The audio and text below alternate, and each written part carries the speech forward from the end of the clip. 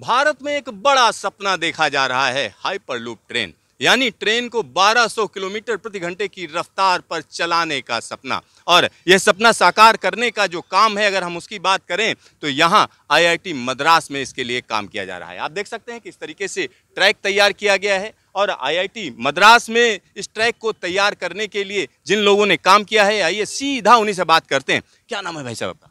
Arvind Bhardwaj, name right? Arvind Bhardwaj. तो अरविंद जी, कितनी जो है बड़ी योजना है और किस तरीके की मदद आप लोग कर रहे हैं इस प्रोजेक्ट में?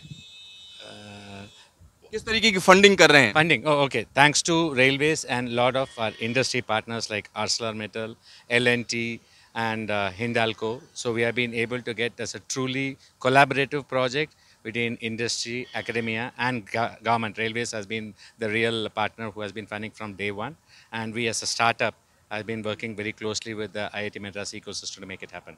सर, कब तक जो है ये ड्रीम जो है कब तक पूरा होगा, कब तक कंप्लीट होगा? You're talking about project commercialise. This is essentially the first step. It's a first step that you made towards a long journey, and that is where we are actually looking at Hyperloop and especially Hyperloop as passenger as an end goal. So as part of the Viksit Bharat 2047, there's a plan to have 5 corridors for passenger. We are looking at within the next decade to make this as reality, at least in one test passenger corridor. So we have a lot of steps to go from here to that, and we are actually taking one step at a time in terms of modularizing a technology and getting with customer use case where there's an impact for the society. तो यहाँ पर आप समझिए जो industry है वो लगी हुई है साथ में। भाई साहब, आपका क्या नाम है? मैं Naresh Sharma, ArcelorMittal design engineering centre से हूँ। तो यहाँ जो स्टील दिया गया है वो आप लोगों ने दिया है?